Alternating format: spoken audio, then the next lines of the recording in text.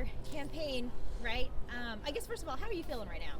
I feel great. This is always a lot of fun to do, to sit here and talk to voters and see what's on their mind and get to know them personally. And so I've done it several times, and this is what I enjoy. Perfect. Looking at the current political and financial landscape, right? What are the top issues for Seattle voters, do you think? Well, right now, because of what's happening in D.C., I think they worry about funding and worry about affordability in Seattle and how it can impact their lives directly. And so what we try to do during our first term is make sure we laid the foundation to make sure we have a sustainable budget. And we've done a pretty good job there. And so as what you're hearing from people are they're worried about some of the threats coming from D.C. and stopping funding. They worry how it affects their home price or the price of bread, the price of everything.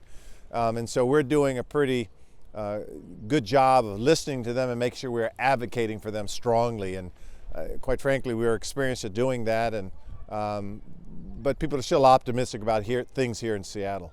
You just mentioned D.C. President Trump has, really taken aim when it comes to blue states, blue cities with more progressive values. Does your campaign plan on taking a stance against the administration or working together with the White House? Well, I describe it differently.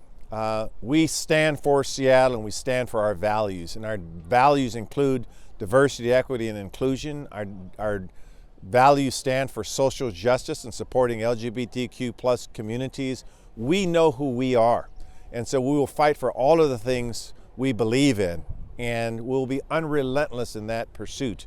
We also think that, I talk to mayors throughout the country, that there are many mayors of major cities that are joining me in this quest. And so it's a battle, but we are prepared for it, and we are experienced in doing this, and we will make sure our values are protected here in Seattle.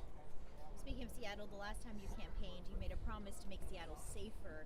Do you think you've upheld that promise, and what are some of your plans moving forward? Yeah, well, the data would suggest we have made it safer. When you look at crime rates going down, you look at violence, serious crime going down, but I am not at all happy with where we need to be. So if you look at our public safety strategies, the plans we have in place, the city council has made budget appropriation to help us do our job. So we're heading certainly in the right direction. But everywhere I walk in this city, whether it's downtown or in neighborhoods, North End, South End, Capitol Hill, I see work that needs to be done, and we are for it. We're heading in the right direction. We're going to keep the momentum moving forward.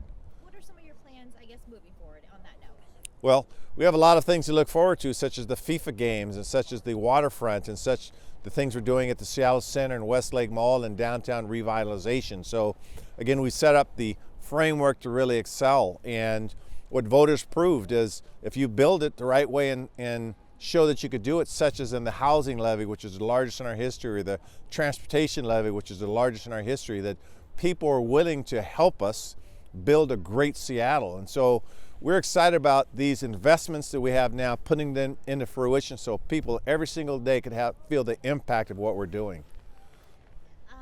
Talk to me about Seattle's payroll expense tax. I know there's been some criticism. How do you respond to that? Well, we have said we need progressive ways to make sure that we're not, that it's still affordable to live in Seattle. And so what the state's looking at in terms of different revenue sources, we sent a letter supporting what they're trying to do.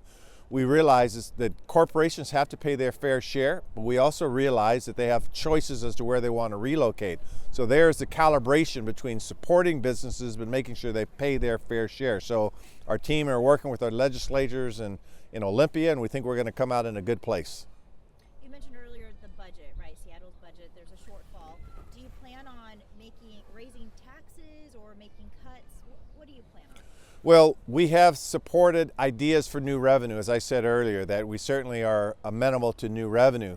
I have to, as mayor, still look at all of the expenses we can reduce, but we know people want basic services.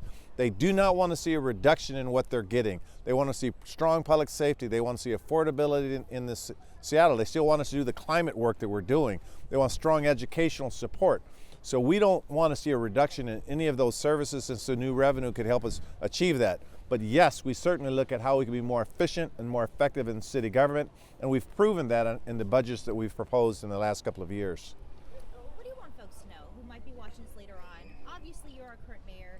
You're campaigning again. What do you want folks to know? Well, I want folks to know that we've worked 7 days a week. Let me say that a little bit. What I want people to know is how hard we work to make sure that we are rebuilding a Seattle we all could be proud of. We go into some of the toughest neighborhoods that need challenges and some neighborhoods that might be happy with things, and we bring them all together in one Seattle model. That I've hired some outstanding leaders within the city, people that are committed to this work. So we're very proud of the teams that we've built, the atmosphere that we've built, and even though we're seeing what we're seeing coming out of DC, that we have laid the groundwork to really excel here in Seattle. Is there something specific that is a priority for you, that you haven't exactly been able to do in this current term that you look forward to doing?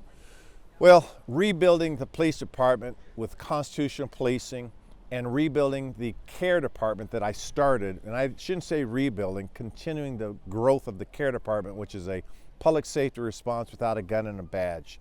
The other piece of it is we see people dying through fentanyl use and opioid use and a health strategy. And although we don't control the health department, we want to be the best partners we could to sort of make sure that everyone's getting the treatment that they need. And last, I would say in terms of affordability, we're trying to go all in on our comp plan policies, our housing policies, lowering the permit process or accelerating the permit process to make Seattle more affordable.